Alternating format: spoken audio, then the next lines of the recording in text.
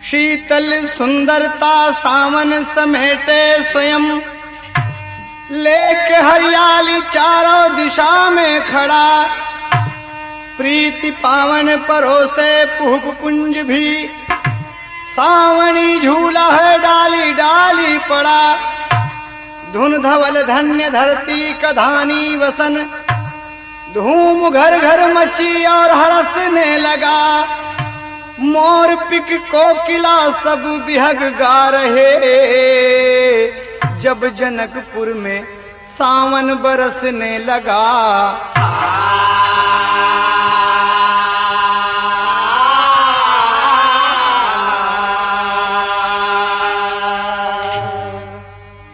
हाँ, ध्यान देंगे आप सब। रामा कैसेट से करण भाई के निर्देशन में, और एक पौराणिक दास्तान है। गाने का शीर्षक होगा सीता का झूला। देखिए आप, एक तर्ज है, नमूना है। आप बुलाएं मैं ना आऊं, आप बुलाएं मैं ना आऊं, ऐसे तो हालात नहीं। आप बुलाएं मैं ना आऊं, आप बुलाएं मैं ना आऊं, ऐसे तो हालात नहीं। आप बुलाएं मैं ना आऊं, आप बुलाएं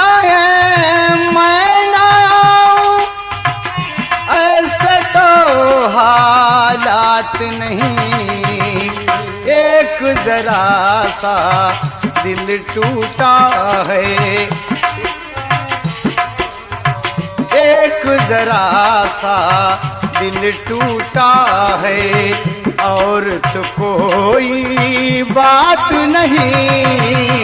एक जरा सा दिल टूटा है, एक जरा सा दिल टूटा है, और तो कोई बात नहीं। एक जरा सा दिल टूटा है। ये तो गीत का ओरिजिनल भाव रहा, लेकिन रामा कैसेट में कहना है, तर्ज यही है। सावन का वर्णन है। मौसम मस्त मदन मन मोहे, मौसम मस्त सही हो, मौसम मस्त मदन मन मोहे, सावन मस्त नसीला है, मौसम मस्त मदन मन मोहे, मौसम मस्त मदन मन मोहे, सावन मस्त नसीला है, मौसम मस्त मदन मन मोहे, मौसम मस्त मदन मन मोहे, सावन मस्त नशीला है। पड़े फुहार धार बन तन पे, पड़े फुहार धार बन तन पे, पड़े फुहार धार बन तन पे, भीजे बदन गदरीला है, पड़े फुहार धार बन तन पे, भीजे बदन गदरीला है, पड़े फुहार धार बन तन पे, भीजे बदन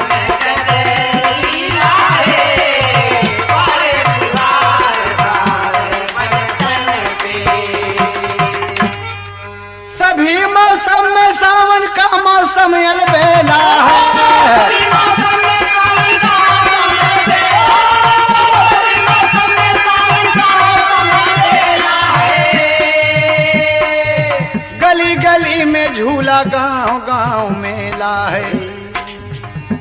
वर्णन है रामा कैसेट से, करण भाई के निर्देशन में देखिए, आप ध्यान दीजिएगा। कोई झूले पे बैठा गीत सावनी गाए,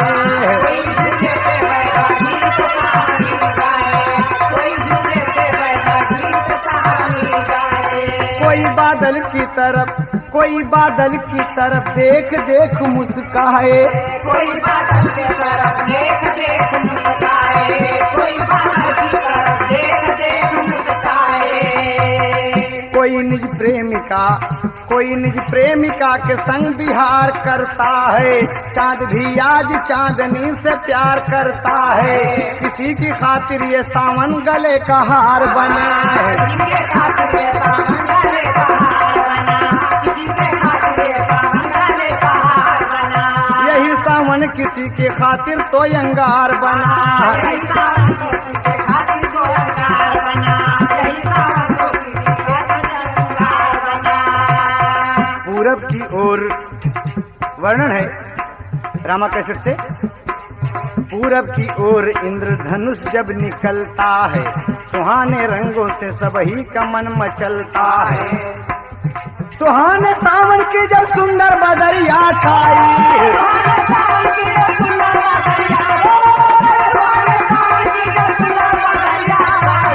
सुहाने सावन की जब सुंदर बदरिया छाई,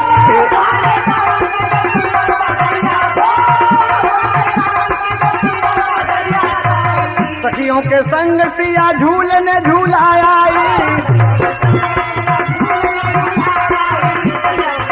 सिया झूल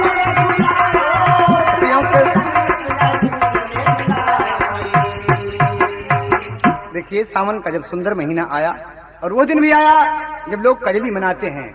आज आदि शक्ति जगदम्बा जगत जननी श्री सीता जी अपनी सखियों के साथ जनक जी के बगीचे में झूला पड़ा हुआ है और सखियों के साथ झूला झूलने के लिए आई हैं। कवि ने भाव दिया अंतरे में, चंदन पटना रेशम डोरी, झूल रही मिथिलेश किशोरी। मोहित घन तन देख सिया का, मोहित तन घन देख सिया का। ये सब उनकी लीला है, मोहित घन तन देख सिया का। मोहित घन तन देख सिया का, ये सब उनकी लीला है। मोहित घन तन देख सिया का, ये सब उनकी लीला है। मौसम मास मोरे, सावन मास लीला है। मौसम मास मोरे। बाबूजी, सीता जी झूल रही हैं। कभी को टेरी का भाव देना पड़ा, बिरहा का शीर्षक हो। अरे झूलनवा झूले सीता सुंदरी, रिम झिम बदराबर से सावन करे तूफनवा। झूलनवा झूले सीता सुंदरी,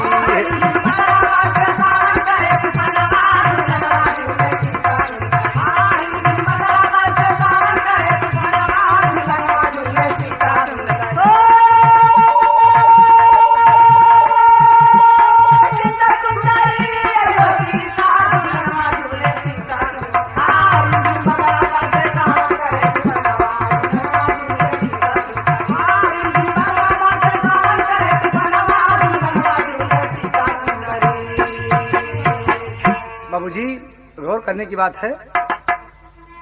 कुछ और वर्णन है। सीता जी झूल रही हैं। करे कोकिला पुकार, सुना मोरवाया पार। बारे रामा कैसे करे कोकिला पुकार, खुश मोरवाया पार। गावे गीतिया मल्हार, डार डार झूलना। चातक चकई चकोर, छेड़े गीत चारी ओर। हिया ले तबाही लोर, झनकार झूलना। टेसई बरखा बहार, ठंडी पड़ती फुहार। डोले सावनी बयार ढंगदार झूलना,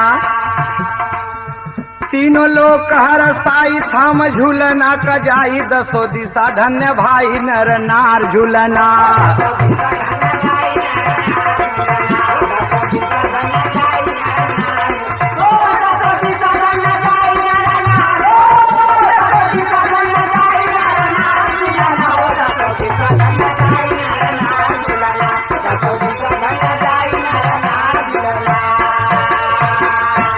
ध्यान दीजिए आप सब, एक स्वर में सभी सावन को नमन करते हैं, सावन का अभिवादन करके सभी गा रहे हैं, हंस रहे हैं, खेल कूद रहे हैं। सभी पक्षी पशु आज सब मगन हैं। एक कहानी एक मोड़ लेती है पुराण में। सीता सखियों के संग झूलना झूल रही सुकुमारी, अरे सुंदरता का था प्रतीक वह झूला आम की डारी, झूलनवा झूले सीता सुंदरी। सीता झूला तो झूल रही है, लेकिन एक विचित्र बात होती है, रहा डारी पर बैठा एक जोड़ा सुगनवा, झूलनवा झूले सीता सुंदरी।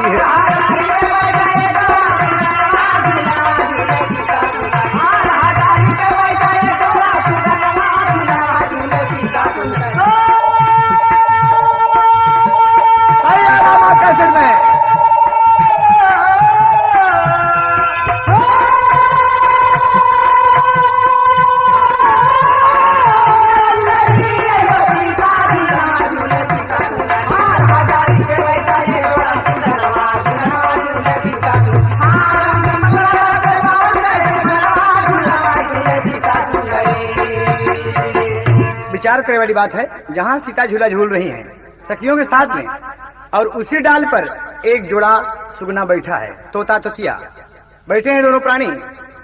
तो सुगना सीता जी को देख रहा है, तोतिया देख रही है, लेकिन सुगनी सुगना से कहा था कि एक बात हमसे बताएं आप कि जो झूला झूल रही हैं, कहें हाँ, कहीं इनकर हम परिचय जाने चाहिए थी। सुगना हंसने लगा कि कमाल की बात हो, देखिए हम सब पक्षी हैं, हमको सबको ये बात ना चाहिए। कहे नहीं नहीं, आप इनका परिचय दीजिए कि कौन है। तो सुगना कहता है, क्या कह रहा है, और एक बात ध्यान दें और कि जब सुगना ये बात बता रहा है तो सीता जी अकेले खड़ी होकर एकांत में सुगना की बात सुन रही हैं। देखिए आदि शक्ति जगदम्बा जानकी जी में कितनी दैविक शक्ति है। वो सुगना की पक्षी की बात सुन रही हैं। सुगना कहता है सुगनी से, क्या कहता है तर्ज भोजपुरी में, सुंदर सुघरैया सुंदर सुघरैया लख के बोलली चिड़ैया, बताए हो देतना बताए हो देतना कौन घरवा के जोरिया, बताए हो देतना कौन घरवा के जोरिया, बताए हो देतना कौन घरवा के जोरिया, बताए हो देतना कौन घरवा के जोरिया, बताए हो देतना कौन घरवा के जोरिया। मोहनी सुरतिया पे जाऊं बलिहारी, मोहनी सुरतिया पे जाऊं बलिहारी, मोहनी सुरतिया पे जाऊं बलिहारी। फुलवा से कोमल बा, फुलवा से ज्यादा कोमल बारी सुकुमारी, फुलवा से ज्यादा कोमल बारी सुकुमारी, फुलवा से ज्यादा कोमल बारी सुकुमारी। हाय हाय हाय हाय, लग रहा मुन्ना कितनी बढ़िया बात है। इनके देख के हमार मन, सुगनी का तो सुगना से कि हमार मन एकदम भाव विभोर हो गया। पिया हमके बता दा क्या कहा था, सुना हमारे सैयावा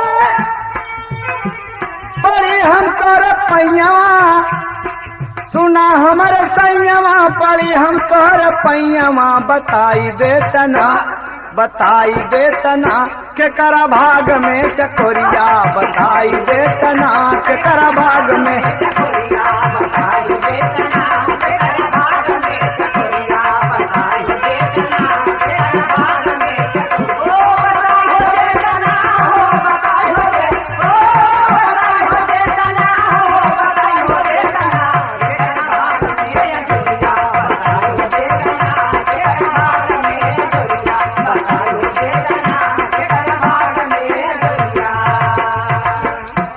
तो हम आए जनक जी के टोलिया,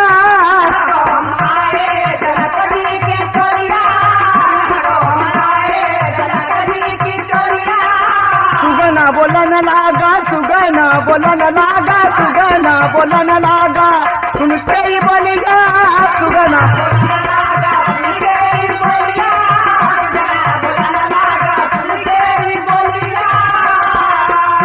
अरे सुगनी चरणवा पे मथवा झुकावे, बताई देतना, बताई देतना कैसे प्रीतिया के डोरिया, बताई देतना कैसे प्रीतिया के डोरिया, बताई देतना कैसे प्रीतिया के डोरिया, बताई देतना कैसे प्रीतिया के डोरिया, बताई देतना कैसे प्रीतिया के डोरिया।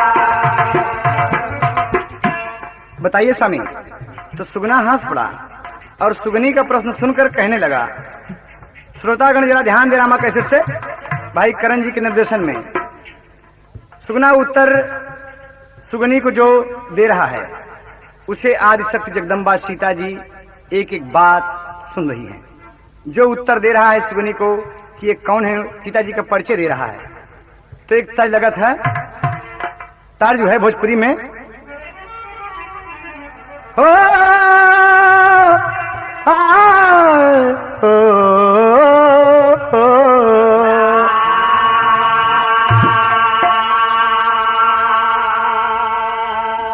हमारी गगरी गिरावे, हमारी गगरी गिरावे तोहार सामरा, हमारी गगरी गिरावे तोहार सामरा, हमारी गगरी गिरावे तोहार सामरा, हमारी गगरी गिरावे तोहार सामरा, हमारी गगरी गिरावे तोहार सामरा हो, तोहार सामरा,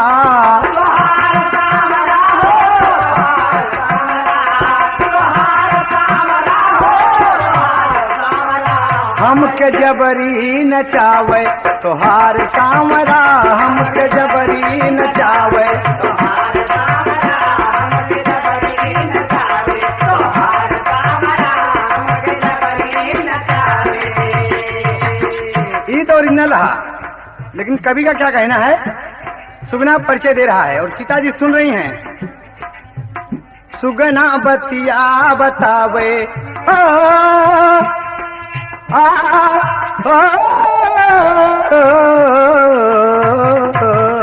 सुगना बतिया बतावे हमार बावरी, सुगना बतिया बतावे हमार बावरी, सुगना बतिया बतावे हमार बावरी, सुगना बतिया बतावे हमार बावरी हो, हमार बावरी,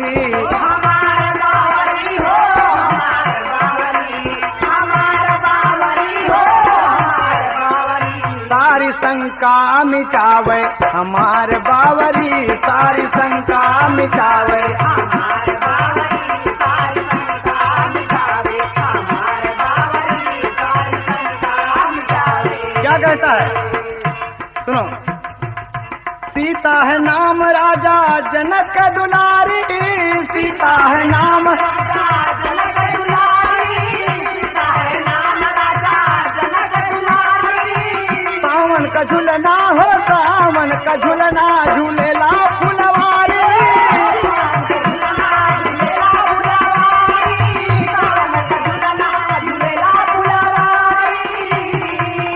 है सुरतिया लुभावे हमार बावरी, है सुरतिया लुभावे हमार बावरी, है सुरतिया लुभावे हमार बावरी, है सुरतिया लुभावे हमार बावरी हो, हमार बावरी, हमार बावरी हो, हमार बावरी, है सुरतिया लुभावे हमार बावरी, है सुरतिया लुभावे हमार बावरी, है सुरतिया लुभावे। आगे और क्या कहता है कि राजा जनक की दुलारी हैं, सावन का झूला झूलने आ रही हैं। आगे कह रहा है कितनी भविष्यवाणी बक रहा है। सीता जी की उम्र छोटी है, बालापन है, और ये सीता जी के भविष्य की बात सुगना बता रहा है पेड़ की डाली से। अवध राम जन में है दशरथ के अंगना, अवध राम जन में है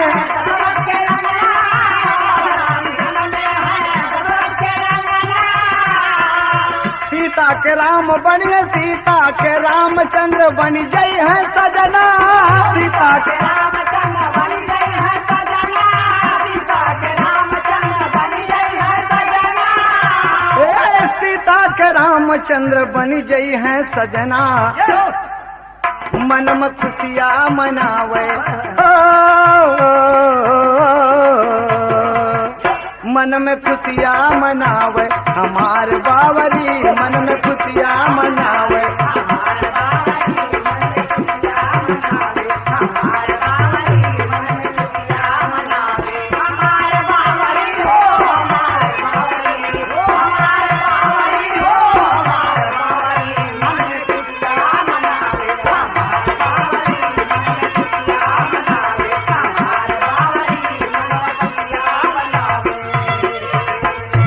सुंदर बात बताता है कि रामचंद्र जी अयोध्या में जन्मे हैं, राजा दशरथ के घर माँ कौशल्या की गोद में। उन्हीं रामचंद्र जी सीता जी के दुल्हा बनी हैं।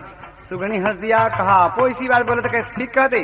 और सीता जी सुन रही, बड़ा अचंभा हुआ कि हाँ मेरी उम्र छोटी है, मैं सयानी होंगी, ये मेरे भविष्य की बात कैसे जानता है पंछी होकर। सीता जी सब सुनती हैं तो सुगनी कहती कि अरे बाप रे बाप, रामचंद्र जी बड़े भाग्यशाली हैं जो सीता जी से पत्नी पाएंगे। कहा हाँ एक बात और होगी, जब सीता सयानी होगी। कहा तब?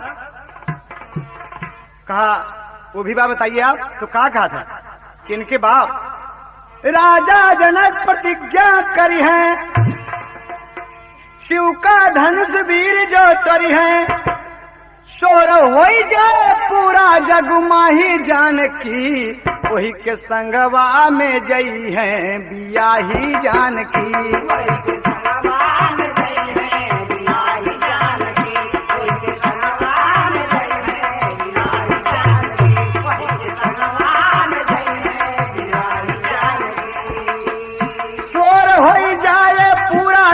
माही जानकी शोर हो जाए पूरा जग माही जानकी, वही के संगवा में जई है बियाही जानकी।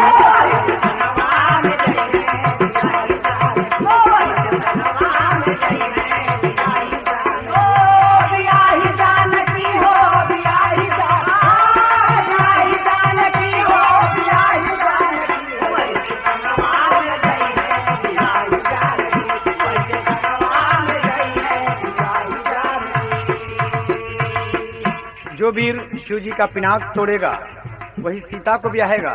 सुगनी कहती है कि हाँ। कहन हाँ, लेकिन एक बात और सुन लो। सुगना कहता है ऐसन प्रतिज्ञा न कर सुना कोई, ऐसा स्वयंवर दोबारा न होई, ऐसा स्वयंवर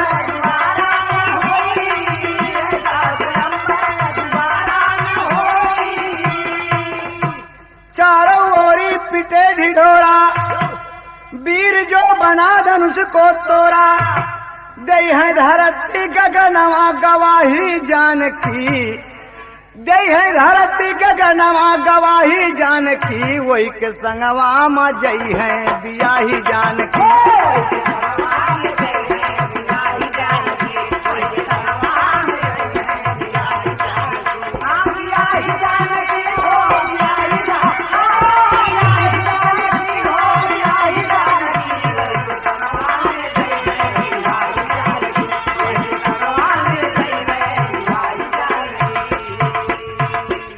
समझ गए ना, ऐसा स्वयंवर दोबारा नहीं होगा। कहा ये बात कहा? कहा इतना बड़ा स्वयंवर होगा कि बड़े बड़े लोग थर्रा जाएंगे।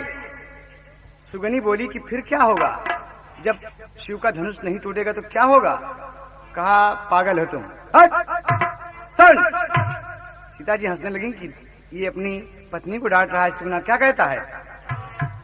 महाराज मिथिलेश स्वयंवर सीता का जब रचाएंगे, महिमंडल के सारे भूप तब जनकपुरी में आएंगे, रावण बाणा सूर्या करके शिव पिनाक यजमाएंगे, सभी वीर मिल धनुष उठई हैं, सभी वीर मिल धनुष उठई हैं, तब उठा ना पाएंगे।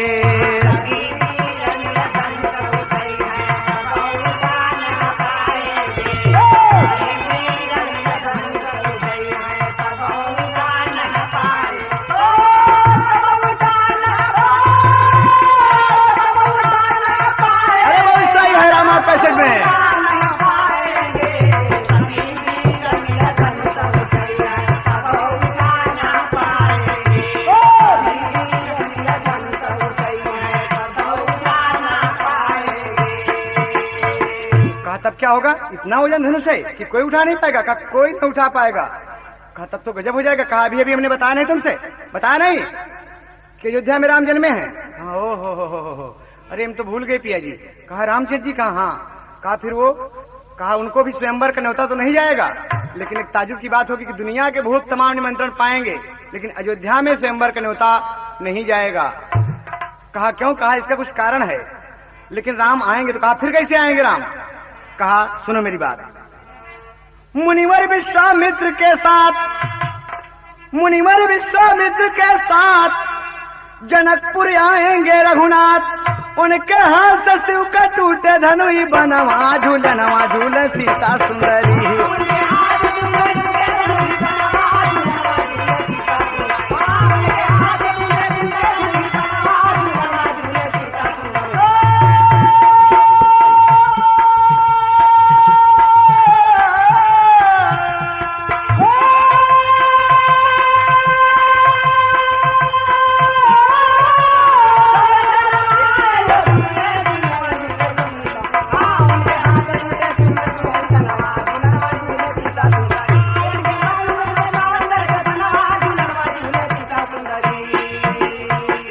बाबूजी सुगनी चकित हो गई, बोली कि रावण आज ऐसे ऐसे वीर, बाणासुर जैसे बहादुर धनुष नहीं उठा पाएंगे। कहा ना ना ना ना, कोई धनुष नहीं उठा पाएगा।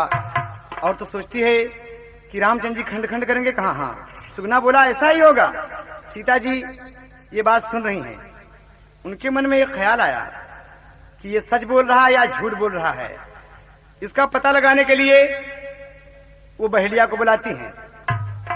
माली को आवाज दिया कि माली जरा यहां सुनो। सीता जी माली को आवाज देती हैं। माली पहुंच आया और कहती हैं कि एक बहेलिया बुलाओ। कहा क्या करना है माँ? क्या करना है राजकुमारी जी? कहा कुछ काम है। बहेलिया जब आ गया तो बहेलिया कहता है, तर्ज है, मंगबे मंगनवा धियना के दियना, हाँ मंदिरिया में बरबे हम मंगनवा मंगबैना। अरे हम मंगनवा मंगबैना, सुई सुई छुई छुई देवी के चरणवा, हम मंगनवा हो मंगबैना।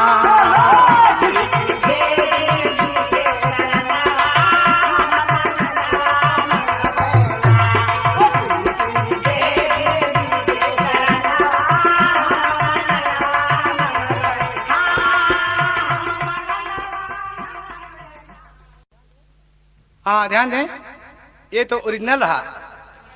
आया जब बहेलिया, अरे बोला सीता से बयनवा, हम कहनवा मन बैना। अरे हम कहनवा मन बैना, अब ही देवे हम सुगनवा, हम कहनवा मन बैना।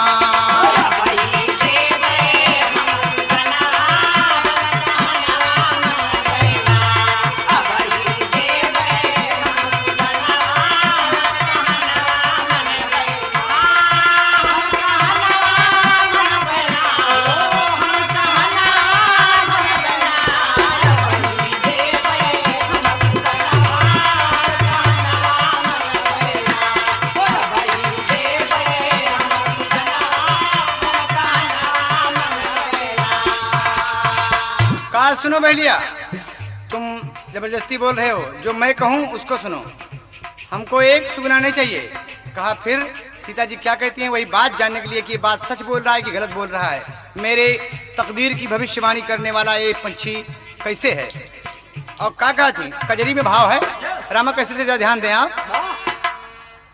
सीता कहन लगी मुस्काई, सीता कहन लगी मुस्काई, सुगना लेव फसाई ना।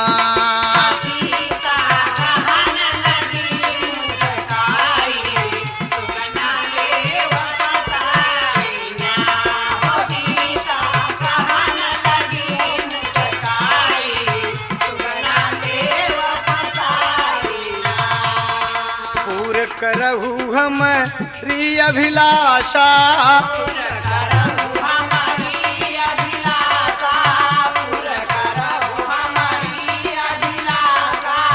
लाशा दिया लगाई ना समरिया दिया लगाई ना समरिया सैयद। ना। सुगना सुगनी फंसे जाल में, सुगना सुगनी फंसे जाल में, घोर विपतिया छाई ना।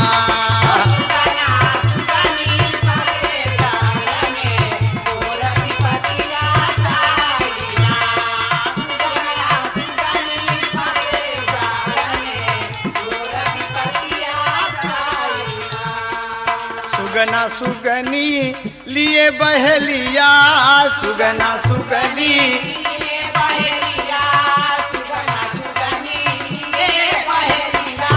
सिया को दिया थमाई ना समरिया हो।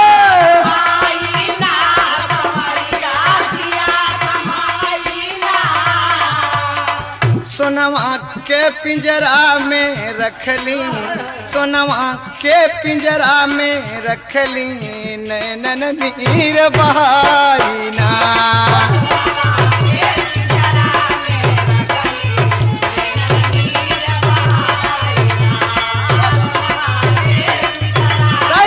जगदीश बहादुर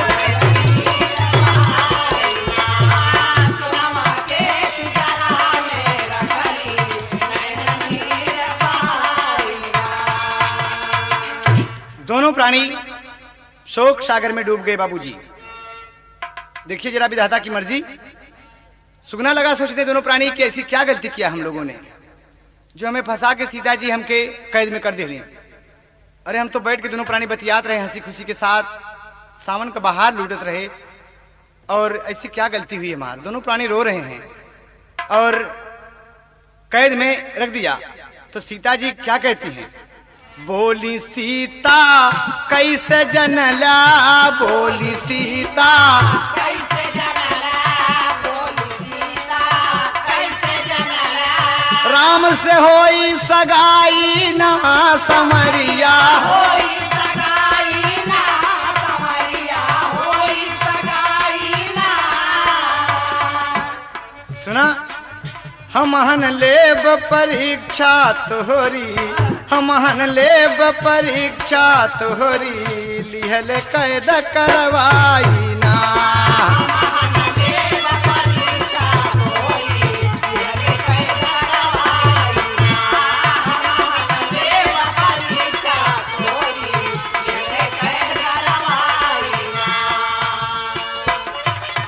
का सुनो, मेरे बारे में जो तुम भविष्यवाणी बोल रहे हो, ये सब बात तुम कैसे जानते हो?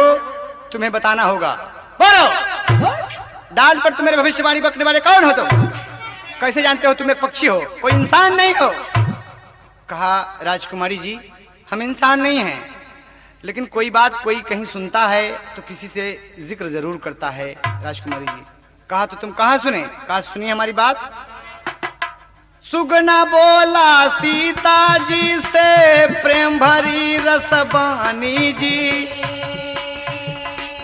करो न चिंता राजकुमारी, सुनिए सही कहानी जी। गंगा जी के घाट पे रहते वाल्मीकि गुण ज्ञानी जी, वहीं पे राम कथा नित होती, वहीं पे राम कथा नित होती, बोला मधुरी बानी जी।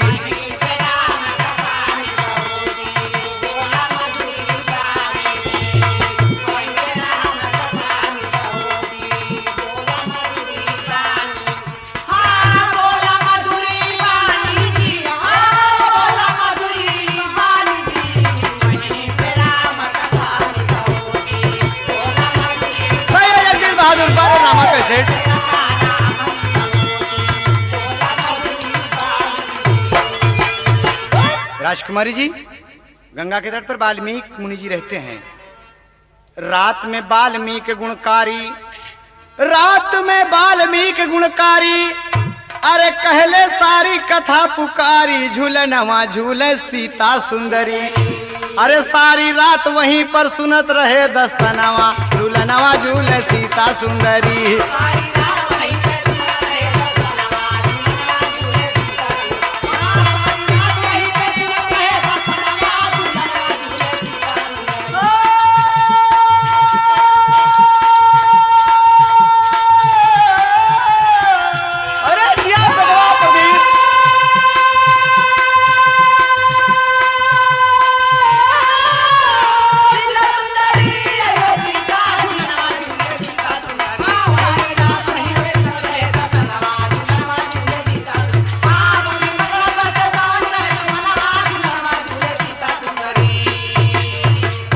राजकुमारी जी, वाल्मीकि जी वहीं पर बता रहे थे अपने शिष्यों को, अपने भक्तों को बता रहे थे गंगा तट पर।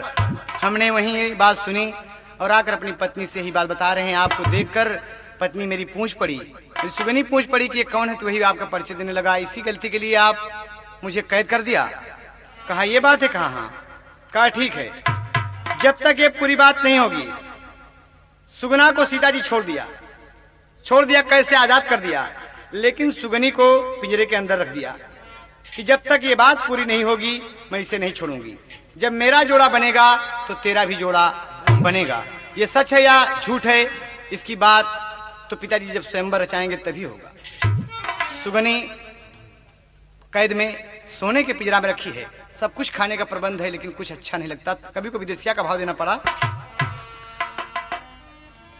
सोने के पिंजरा में तड़प चिरैया हो,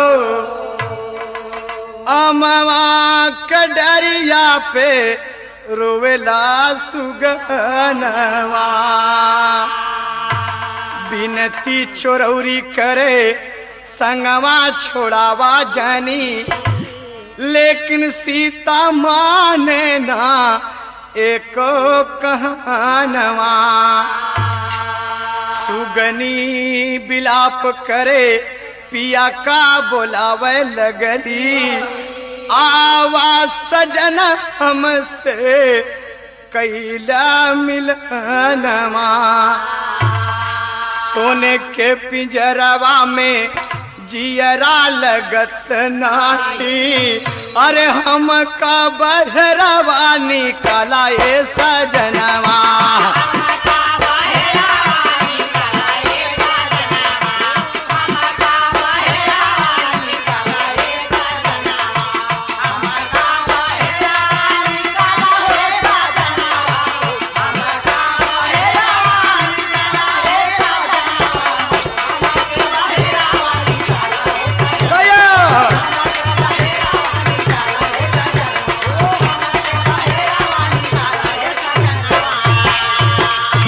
बाबूजी, दोनों प्राणी त्राई त्राई कर रहे हैं, लेकिन सीता है कि सुनती ना है। कहे ना ना ना ना, लाख कोशिश करबा हम ना छोड़ा, बिल्कुल ना, एकदम ना छोड़ा। और सुना, जब तक हमारी बात पूरी न हो जाए। तो सुगनी गुस्से में सीता जी से बोला था कि सुना, आप इंसान हैं लेकिन नारी हैं, हम पक्षी हैं, हम भी नारी हैं। तो राजकुमारी जी एक बात हमारी सुन ला, हम तो के श्राप देते ही कि पति विहीन नारी कोई नारी नहीं होती। कहा क्या बोल रही हो तुम? कहा सुना, उड़ान में कभी को देना पड़ा। हमारे पति का साथ छोड़ाईबू, बहुत बेजोड़ बात। हिंदुस्तान की धरती इस बात की गवाह है बाबूजी कि एक पक्षी सीता जी को श्राप दे दिया। सुगनी क्या कहती है? हमारे पति का साथ छोड़ाईबू, बदला इसी हाल में पैबू। ये तो न कह के सुगनी दे दिहल परनवा, झूलनवा झूल सीता सुंदरी।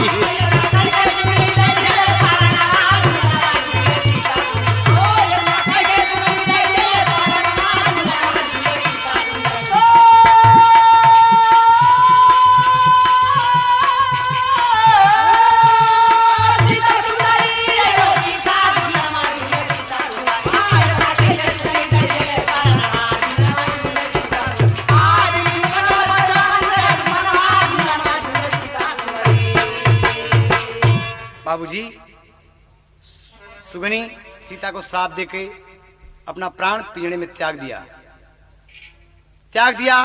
सीता जी देखकर अचंभित रह गई कि अरे ये तो मर गए। हाँ अब क्या हुई?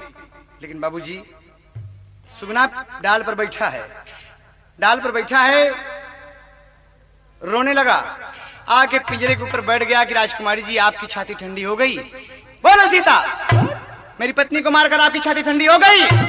सीता अवाक रह गई कि मैं क्या जवाब दूं तुम्हारी बात का।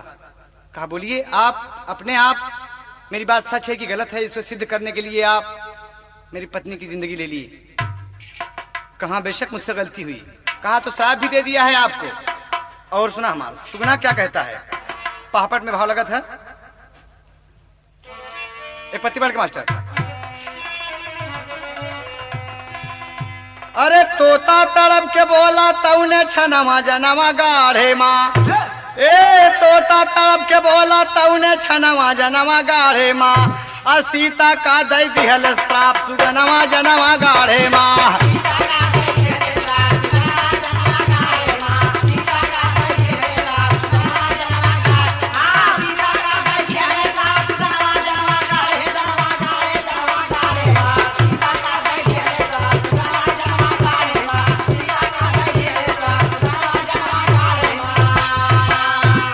पे बैठा है, अपनी सुगनी को देख देख रो रहा है और क्या कहता है। सुगना बोला है भगवान तनी विनती सुना हमार हो। सुगना बोला है भगवान तनी विनती सुना हमार हो। अरे जन्म अयोध्या में मुर हो वे जहाँ जन्म है करतार हो। हे दुनिया के मालिक, हे सर्वशक्तिमान, मेरा भी प्राण ले लो। मैं भी प्राण दे रहा हूं अपनी पत्नी के वियोग में। और प्रभु मुझे ये वर दीजिए, मेरा ये मांगन है कि मेरा जन्म वहीं पर हो जहां पर रामचंद्र जी अयोध्या में जन्मे हैं। और एक बात प्रभु, हम इंसान रूप में पैदा हों और हम ताना मारें तो सीता जी के प्रति मेरी पत्नी का बदला पूरा हो। क्या कहा था? अरे कूद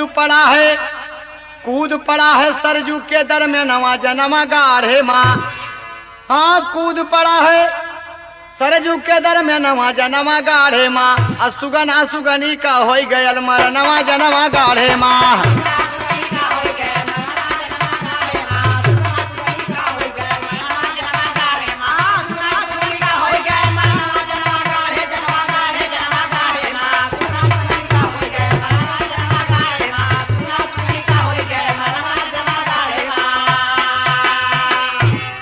बाबूजी दोनों प्राणी मर गए। देखें आप, अरे दोनों प्राणी त्याग दिए कष्ट में परनवाए बबुआ।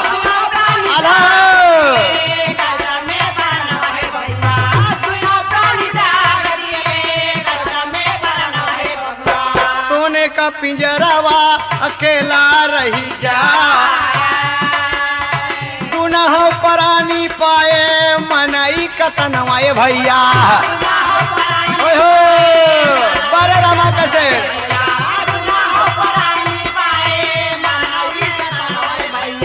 धोबी धोबैनिया दूनौ हो जा। देखें आप, रामा कैसेट में भाई करण जी के निर्देशन में हमेशा एक विचित्र बात आप सबको हैदर अली जुगनू एंड पार्टी इलाहाबाद से मिलती है। कहना है बाबूजी, इसकी मांगन विधाता ने पूरा किया। दोनों मनुष्य का अवतार पाए, धोबी और धोबैन हुए। कहना है यहाँ पर,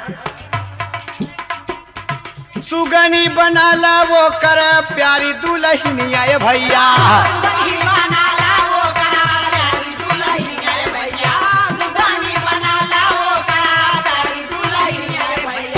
दुनह परानी कै पीरितिया समाय। जनक जू स्वयंवर रचले सीता का बियाहवा भइले।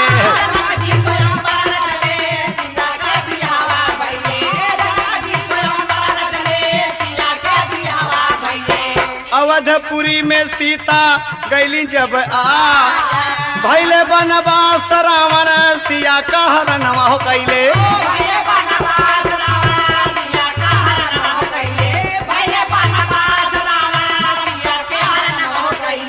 राम द्वारा रावण रावण का बधन होई जा। लैके सिया राम आए अवध नगरिया ये भैया।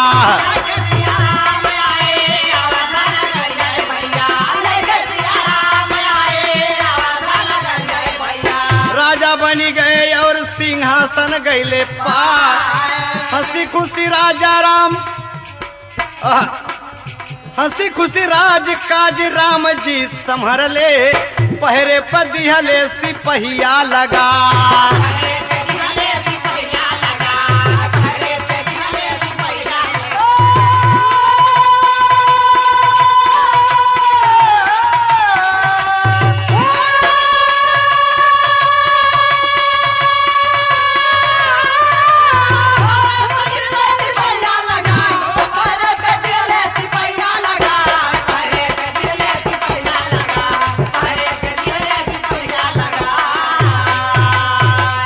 गौर करने की बात है कि मर्यादा पुरुषोत्तम श्री रामचंद्र जी एकदम सिपाहियों को पहरे पे लगा दिए कि मेरी राजधानी में देखो, अयोध्या में कोई गड़बड़ी न होने पाए। तमाम सिपाही चक्कर लगा रहे हैं। और देखें आप, पूरी राजधानी का जब चक्कर लगता है तो एक दिन की बात है कि ऊ धोबी धोबईन यानी पूर्व जन्म में जो सुगना सुगनी थे, दोनों प्राणी में आपस में कुछ अनबन हो गई। सुगनी सारी रात कहीं पर यानी धोबैनिया सारी रात कहीं पर गायब रही और सुबह 8 बजे जब घर पे आई तो धुबिया लगा मारे और लाग बोले का कहा था कि हरामखोर औरत, सारी रात तुम कहां रही? लेके एकदम अपन बल घुटना खड़ा हो गया और का कहा था। सिपाही पहरे वाले सब सुन रहे हैं मर्यादा पुरुषोत्तम के। एक दिन आधी रात समैया धोबी धोबिन करें लड़ैया। भैया पहरे वाले सुनत रहे दस्तानावाना। भैया पहरे वाले सुनत रहे दस्तानावाना। भैया पहरे वाले सुनत रहे दस्तानावाना।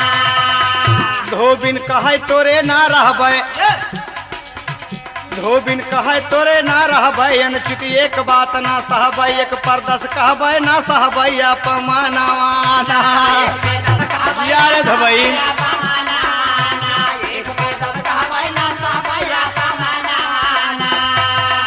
धोबिया धोबईन का दुरियावै, धोबिया धोबईन का दुरियावै। तो का ठेंगा मोर बुलावे, कुलछनी कुल मा दाग लगावै अपने तनवाना।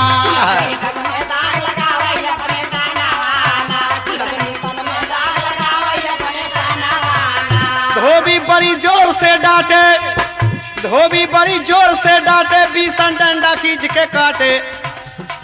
हाँ धोबिन बड़ी जोर से डांटे, बीसन या गुने करे बाटे काटे। गोठे कुलरा ये कर गरा दनाना।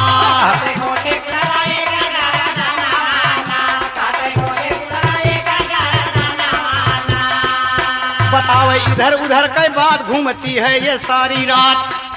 बताती इधर उधर की बात घूमती है ये सारी रात। जात से हो गईली पर जा सुना बिचनवाना।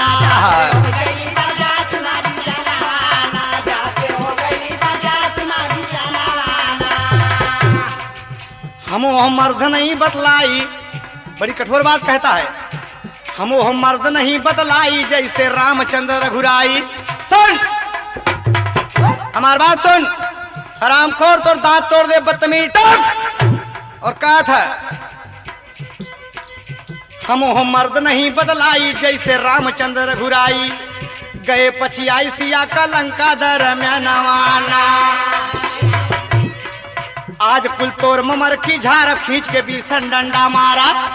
आज कुल तोर ममर की झाड़ खींच के बीसन डंडा मारा। पानी तोर उतारब लैले बै परनवाना।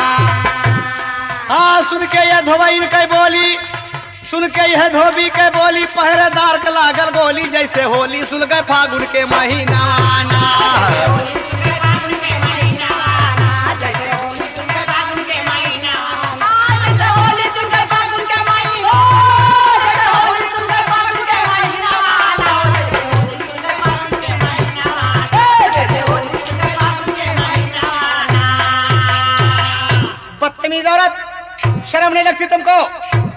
मार मार के धोबन के गिरा दिया। और का कहा था सर मार बार हमके रामचंद्र समझाओ कि एक मेहरा रूट कारण लंका तक पसिया चला गए रोवत रोवत। हम मर्द का औलाद है रे सुन हमार बात। बार सुगना आज अपना बदला पूरा कर रहा है पूर्व जन्म का और कह रहा है धोबी कहा बात मोर मानू, धोबी कहा बात मोर मानू, हम का रामचंद्र जिन जानू जमन सीता के कारण मारे धाई बाबा नवा झूले सीता सुंदरी रामा कदर में।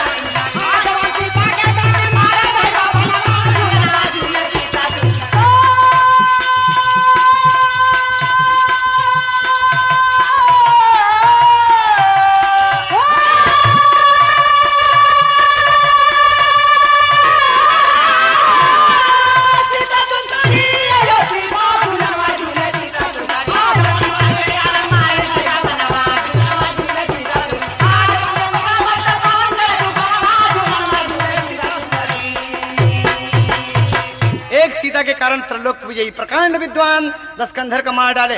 हम उमन से तू थोड़ा भाई मार मार के तो हड्डी भूसा कर दे। अरे बाप रे धोबन के पीठ डाले पहरेदार जब सुने की तो मर्यादा पुरुषोत्तम रामचंद्र जी को ललकार दिया। ई जात देखे ई चार घर का पर्जा होके ई मर्यादा पुरुषोत्तम को फटकार रहा है। सिपाही चले गए सुनकर ये बात।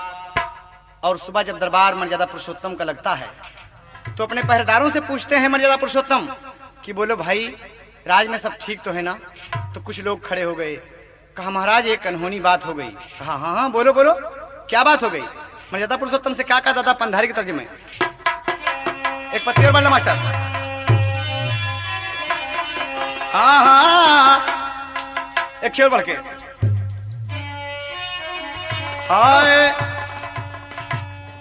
आज रात जब गली में पहरेदारी हो गई बाउर धोबिया से राम गलती भारी हो गई।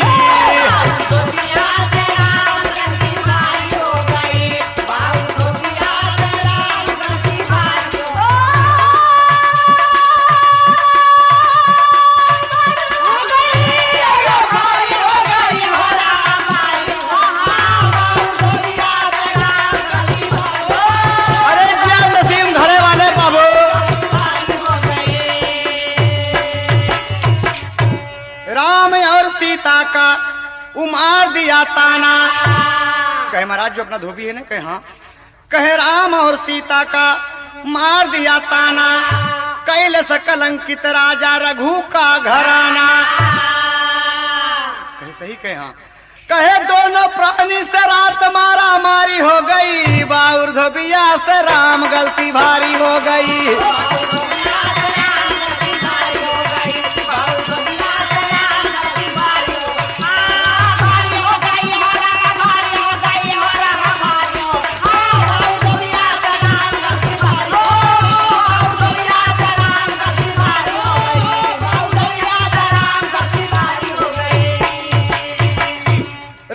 समझ गए धोबिया का तनमा लखन से कहें कि इनका ले जा बिया।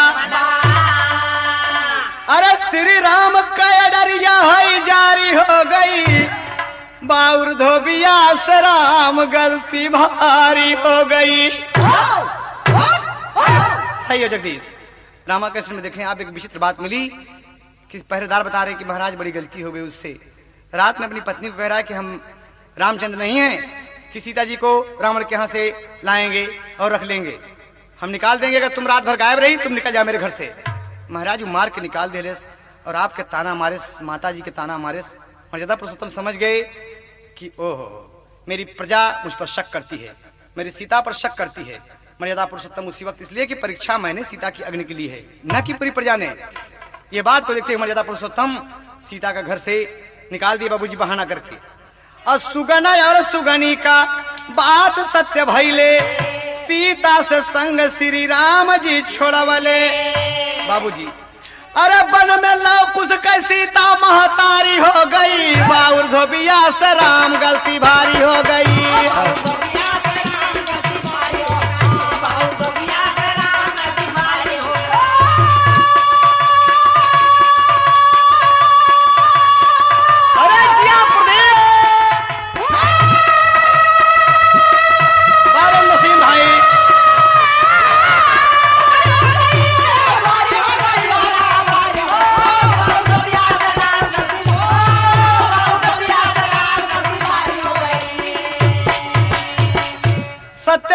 भैले वाल्मीकि जी के अंगना, सीता के गोदिया से भैले दुई गो ललना।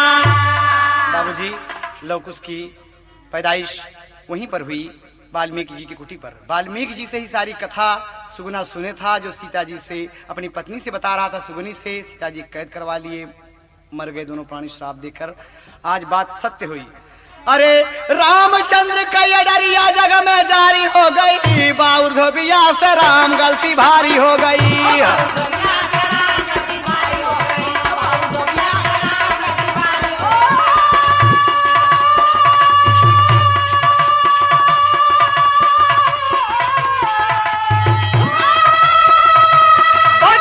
बहुत अच्छे बहादुर।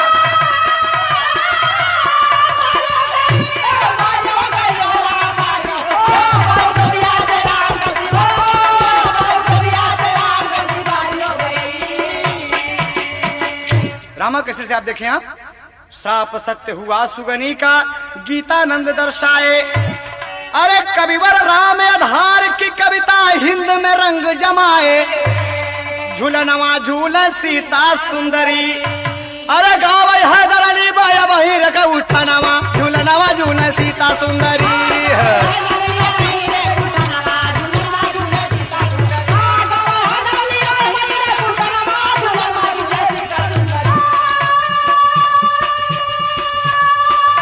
बहुत अच्छे कर्ण भाई, बहुत अच्छे रामा कैसेट का निर्देशन है।